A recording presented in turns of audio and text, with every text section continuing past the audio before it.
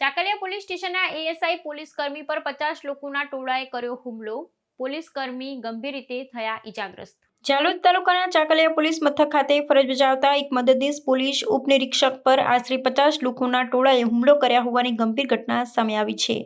Police દ્વારા પ્રાપ્ત માહિતી અનુસાર આ હુમલામાં ફરજ પરના પોલીસ કર્મી ગંભીર રીતે ઈજાગ્રસ્ત થયા હતા, જેમને તાત્કાલિક સારવાર અર્થે ખસેડવામાં આવ્યા છે. આ સમગ્ર ઘટના એક જીવલેણ માર્ગ અકસ્માત બાદની કાર્યવાહી દરમિયાન બની હતી. ઘટનાની વિગતો મુજબ એક 4 પૈડાના વાહન, મોટરકાર અને દ્વિચક્રી વાહન મોટરસાયકલ વચ્ચે અકસ્માત સર્જાયો હતો, જેમાં દ્વિચક્રી વાહનના ચાલકનું ઘટના સ્થળે જ મૃત્યુ નિપજ્યું હતું.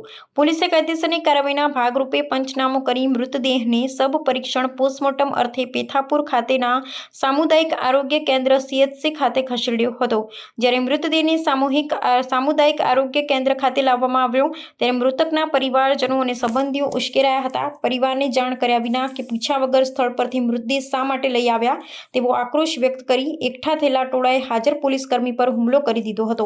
આ અચાનક થયેલા હુમલામાં પોલીસ કર્મી ગંભીર રીતે ઘાયલ થયા હતા. ચાકલિયા પોલીસ સ્ટેશનના પેથાપુર ગામ ખાતે ગઈકાલે એક્સિડન્ટ થયેલ, જેમાં એક વ્યક્તિનું મરણ જતાં એએસઆઈ સુભાષભાઈ રામસિંહભાઈ નાઓ PM કરાવવા માટે CHC પેથાપુર ખાતે ગયેલા હતા.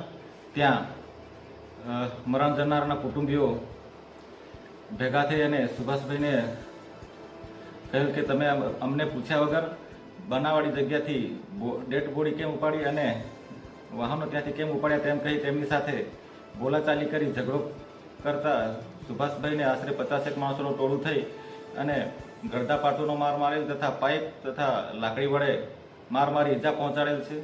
હાલ સુભાષભાઈ હોસ્પિટલમાં દાખલ છે અને સુભાષભાઈ અમને જાણ કરતાં અમે તાત્કાલિક બનાવવાળી જગ્યા પર પહોંચી ગયે. ત્યાં 17 થી 18 માણસોને રાઉન્ડ અપ કરી અટક કરેલ છે.